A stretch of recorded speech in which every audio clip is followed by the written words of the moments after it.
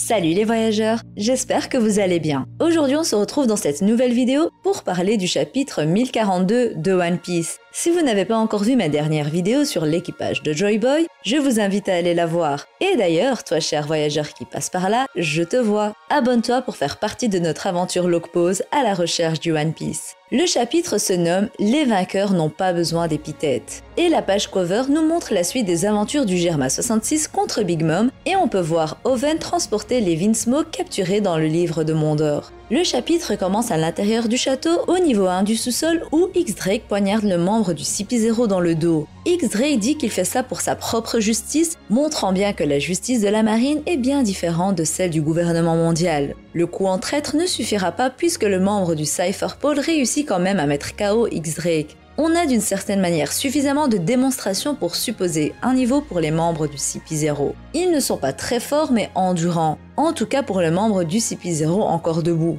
On passe ensuite à la capitale des fleurs où les habitants demandent si tout le monde a bien écrit ses vœux et disent ensuite d'allumer les lanternes célestes. Ils font donc voler leurs vœux avec espoir qu'ils se réalisent. Étant donné qu'Onigashima est bientôt pile au-dessus de la capitale des fleurs, on peut estimer que les lanternes arriveront dans le ciel près de l'île volante et ce sera un beau paysage. J'aimerais bien voir justement Luffy ouvrir ses yeux prochainement en admirant la vue des lanternes et en se rappelant des vœux des habitants de Wano Kuni. Le reste du chapitre se concentre sur le combat entre Luffy et Kaido. Luffy continue d'enchaîner les coups super rapidement tandis que Kaido réussit à en contrer quelques-uns, mais rien de bien suffisant puisque Luffy peut modifier la trajectoire de ses coups. Kaido ne comprend pas comment c'est possible étant donné que le caoutchouc n'est pas censé pouvoir faire ça. Une remarque intéressante qui peut faire allusion au fait que la vraie nature du fruit de Luffy n'est au final pas le caoutchouc, mais un autre élément. Sachant que cette remarque de Kaido est similaire à celle de Doflamingo à Dressrosa. Faisant donc référence peut-être au fruit du démon mystérieux que le gouvernement mondial craint et qui ne s'est pas éveillé depuis des siècles. On peut supposer que Luffy a partiellement éveillé son fruit depuis la création de son Gear Fort et qu'il ne s'en est pas rendu compte. On peut aussi supposer que la vraie nature du fruit de Luffy est un Logia, celui du latex qui est un élément naturel. A noter que de base le Mochi Mochi no Mi, le fruit de Katakuri, était présenté comme un Logia dans le Shonen Jump et que c'est par la suite qu'il a été présenté comme un Paramecia spécial. On pourrait donc supposer qu'au même titre que ce fruit, le fruit de Luffy serait soit un Paramecia spécial, soit qu'il serait d'une autre catégorie comme les Logia. Un élément qu'on pourrait déterminer qu'une fois le fruit éveillé. Mais le fait qu'ici Kaido et Doflamingo ne comprennent pas pourquoi Luffy arrive à garder son élasticité malgré le haki de l'armement peut déjà démontrer le caractère spécial du fruit de Luffy. Revenons-en au chapitre. Alors que Luffy enchaîne Kaido, ce dernier lui demande d'arrêter et que ça lui fait mal. Kaido passe après en face d'Alcool Kana et demande à Luffy d'arrêter d'un ton qui se veut séduisant. Une petite scène d'humour comme Oda aime en faire et qui ne me déplaît pas. Voir Kaido dans cet état me fait même plutôt rire.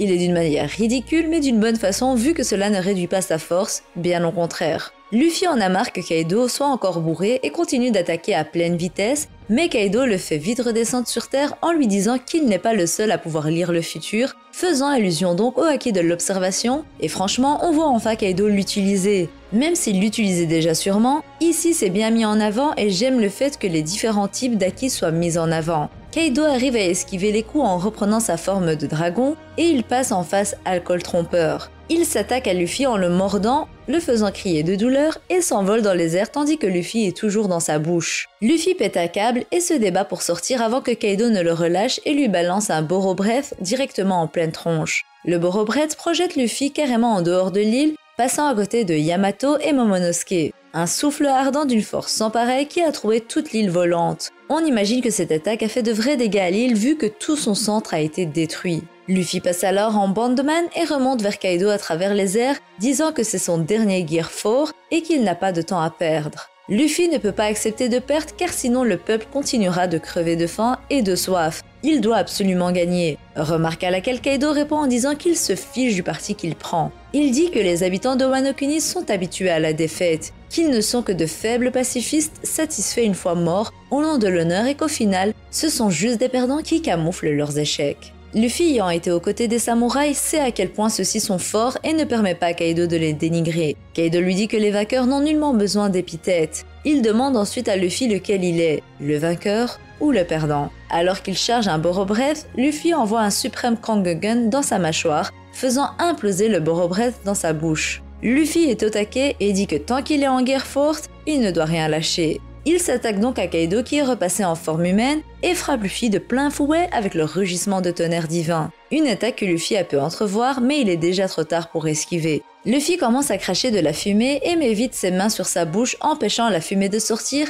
car sinon il perdrait son Gear Force. Kaido est maintenant en phase d'alcool massacreur et Luffy se relève préparant encore une fois son attaque, disant que si celle-ci ne suffit pas, il ressortira perdant de ce combat. Les deux foncent l'un sur l'autre, Kaido prépare son coup de Kanabo et Luffy son suprême Kongogun, mais soudainement le membre du CP0 intervient dans le combat. Intervention qui malheureusement déconcentrera Luffy et Kaido en profitera pour l'attaquer de plein fouet, et ce même s'il a remarqué que Luffy avait été déconcentré par le CP0. Kaido revoit une scène du passé se reproduire, celle où il a réussi à battre Oden par lâcheté quand ce dernier lui avait tourné le dos. On peut voir à travers son regard qu'il est déstabilisé et en colère. Il a encore une fois gagné quand son adversaire avait le dos tourné. C'est une atteinte à son ego, surtout qu'il était content de faire face à Luffy. Mais ce n'est pas pour autant qu'il n'allait pas profiter de la déconcentration de Luffy pour s'arrêter. Personnellement, au même titre que dans son combat contre Oden, je pense que Kaido aurait pu arrêter son attaque ou du moins la dévier en voyant Luffy déconcentré. Il est clair qu'il a profité de la situation pour vaincre Luffy. Une fin de chapitre plutôt tremblante mettant en parallèle la défaite de Luffy avec celle d'Oden. Luffy avait bien dit que ce serait son dernier coup et que s'il le ratait, sa défaite serait assurée. Il n'y a donc pas de doute possible pour moi, Luffy a une fois de plus perdu, quand bien même c'est à cause de l'intervention du CP0. Selon moi, de toute manière, son dernier coup du Gear Force n'aurait pas été suffisant contre Kaido, vu qu'on voit qu'il a encore plein d'énergie à revendre. Donc même si le CP0 n'était pas intervenu, Luffy aurait perdu en ne pouvant plus utiliser le Gear Force vu qu'il était à sa limite. L'inconvénient ici, c'est qu'il est KO, alors que si le CP0 n'était pas intervenu, Luffy serait encore debout, mais juste à bout de force. En parlant du CP0, je pense qu'on peut dire adieu à ce membre masqué. Il est déjà dans un état qui laisse à désirer, et le voilà qui met Kaido en colère. Souvenez-vous d'il y a 20 ans, Kaido a tué la vieille Kurozumi qui avait pris l'apparence de Momonosuke pour justement avoir déconcentré Oden Kozuki.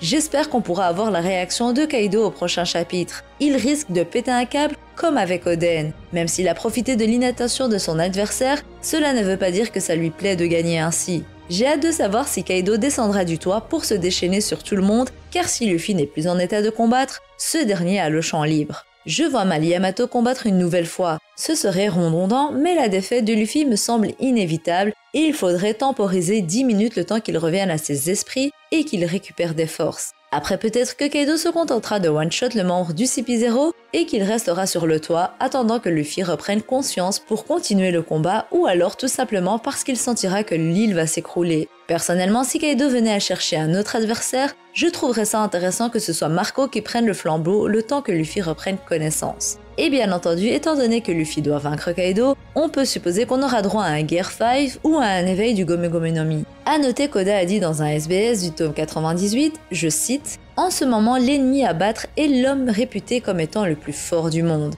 À cause de ça, le monde fait la transition depuis la 4G vers la 5G, et G c'est pour Gear, n'est-ce pas? Supposant donc que pour vaincre Kaido, il faut passer au Gear 5 justement. Certains évoquent la possibilité que le Gear 5 sera justement l'éveil du fruit du démon, et j'ai envie de vous dire pourquoi pas. Personnellement, je préfère que ce soit deux éléments distincts et que l'éveil puisse faire en sorte que tous les gears de Luffy aient un power-up, car il contrôlerait son fruit différemment. Comme je vous l'ai dit en début de vidéo, je vois bien Luffy ouvrir les yeux et admirer les lanternes flottant dans le ciel et se rappeler du peuple de Wano Kuni, de leur misère, de leur souffrance, mais aussi de leur rire et de leur amour pour leur pays. Ce sera un moment très sentimental et voir ce genre de moment en anime avec un bel OST, y a rien de mieux. Voilà, la vidéo touche à sa fin. J'attends vos retours et comme d'habitude, je lis et réponds à tout le monde. Si mon contenu te plaît, n'oublie pas de mettre un pouce bleu avec ton acquis du likement et de t'abonner. Je compte sur vous et votre soutien. Sur ce, je vous dis à la prochaine et d'ici là, portez-vous bien.